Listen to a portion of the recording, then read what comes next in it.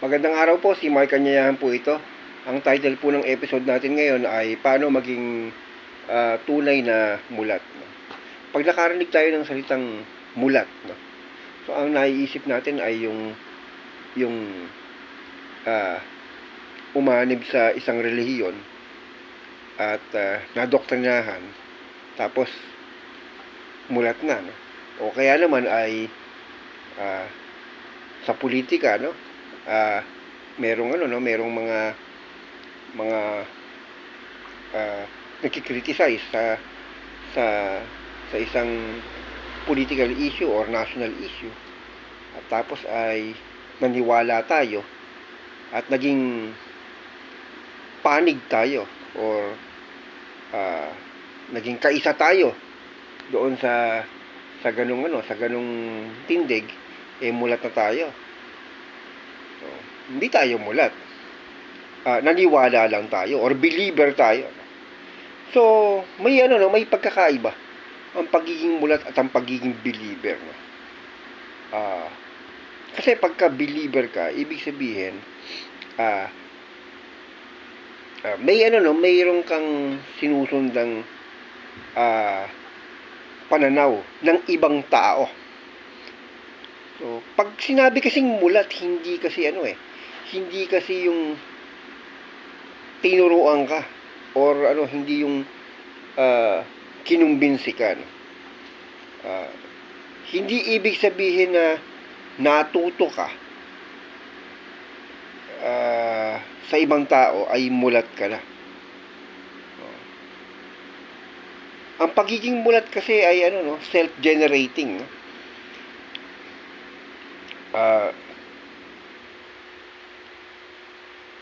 Pag sinabing mulat, self-conscious ka. Sige, paano bang madaling paliwanag dito, no? Pasimplihin ko na lang, no? Yung salitang mulat, no? Mulat. Alam niyo naman, nakadilat 'yun, no? Pag nakadilat, nakikita mo yung paligid mo, no? Pag nakapikit ka, hindi ka mulat, no? Nakapikit ka or bulag ka. So halimbawa, bulag ka or nakapikit ka, no? Kapag ka nakapikit ka o bulag ka, gusto mo maglakad o pumunta sa CR, di ba? Kailangan mo ng tulong ng ibang tao. At yung tao na yon ay sasabihin sa iyo kung kailan ka hahakbang, ilang hakbang ang gagawin mo, kailan ka hihinto. So pag sinabi sa iyo ng tao na yun na hinto ka. Hindi ka magkatanong. Kasi naniniwala ka dun sa tao. At yung tao tinuturuan ka. So pag sinabi niyang kaliwa, hindi mo alam kung bakit. Basta kakaliwa ka. Kasi may trust ka dun sa tao. Yung tao na yun, tinuturuan ka at may trust ka. So, yun. So, dahil yun, nakarating ka sa CR, no? Anong tawag sa'yo? Mulat? Hindi ka mulat. Bulag ka nga o nakapikit ka. Pero Pero naturuan ka, di ba? So, ang kabaligtaran nun ay mulat. So, pag mulat ka, nakikita mo yung paligid mo, hindi mo kailangan ng ibang tao para turuan ka na pumunta sa CR, no? Kaya mong maglakad mag-isa. Ikaw magpapasya kung ilang hakbang ang gagawin mo, kung saan ka hihinto, kailan ka hihinto, saan ka kakaliwa o kakanan, at ano ang gagawin mo. Kasi naiintindihan mo yung paligid mo. Naiintindihan mo kung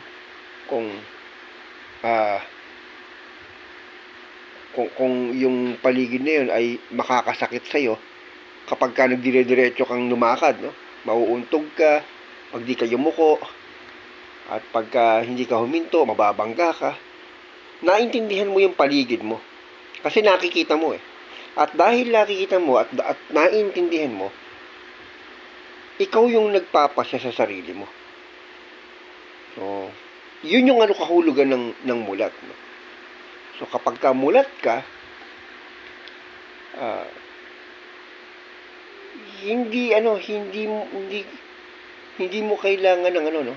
Kailangan ng magtuturo sa iyo.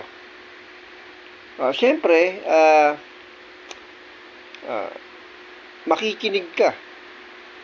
Pero hindi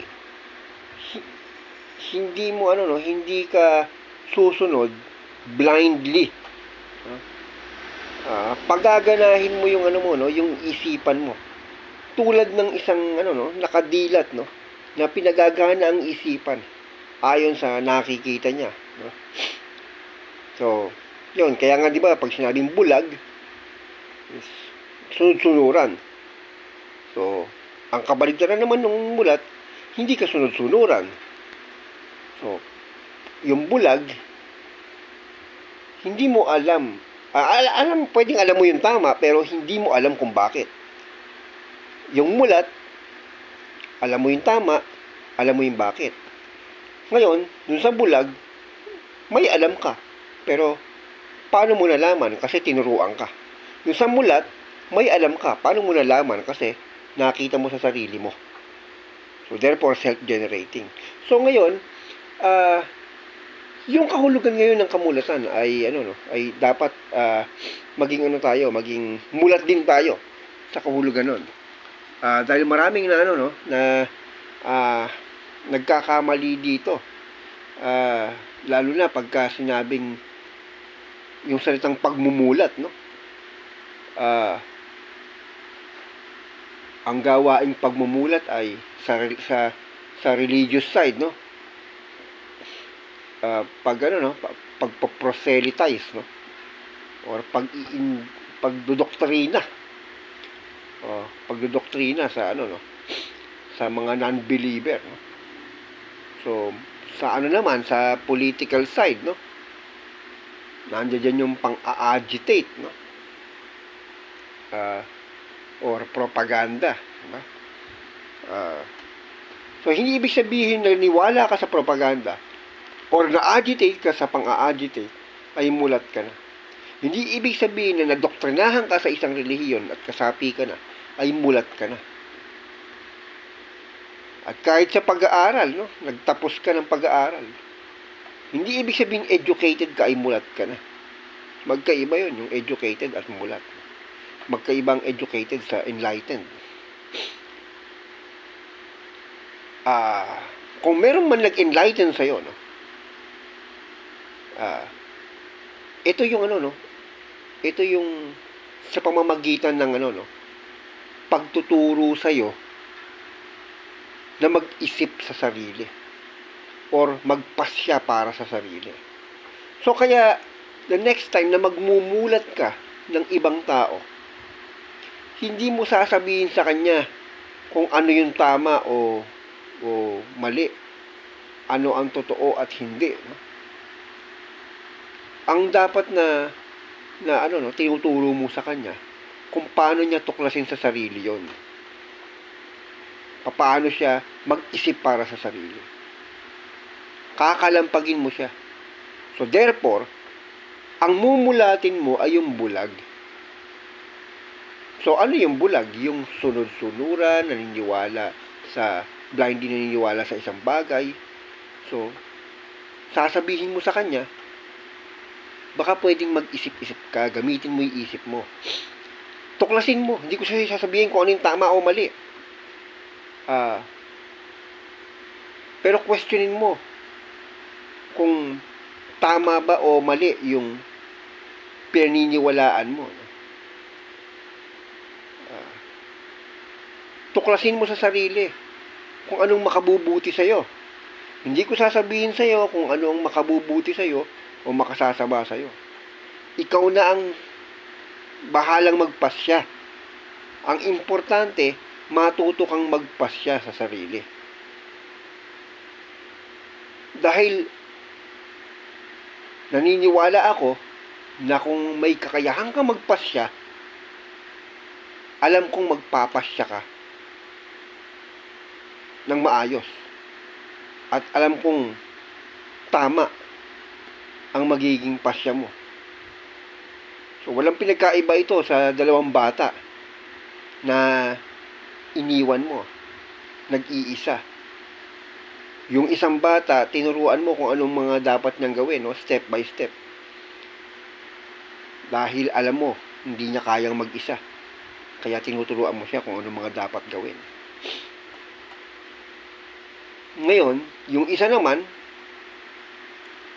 hindi mo na kailangang turuan. Alam niya ang gagawin niya. Alam na niya na kahit wala siyang kasama,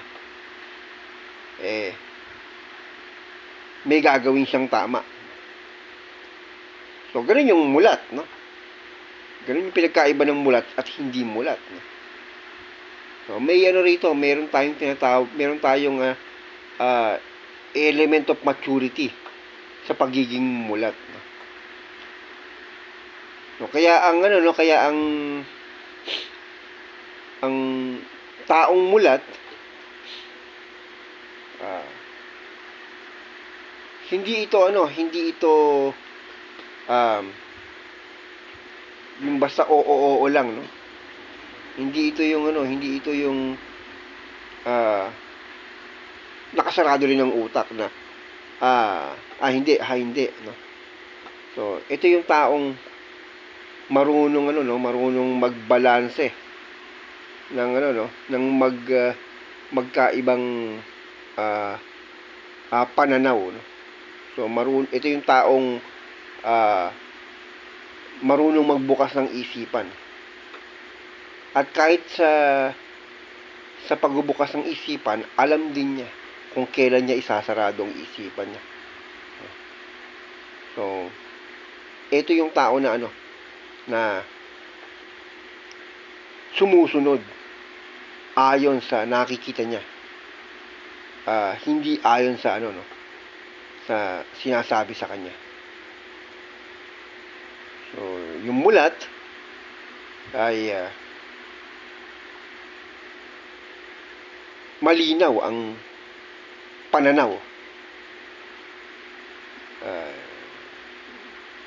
Kaya niyang tumingin sa iba't ibang direksyon dahil nakikita niya ang paligid. Hindi siya clueless.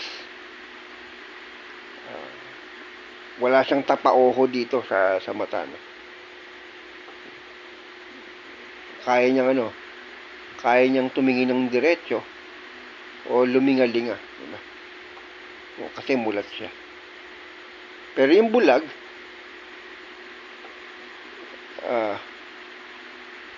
walang nakikita yan. Basta susunod lang yan sa naririnig. Kaya, paano maging tunay na mulat? Siyempre lang, huwag kang maging bulag.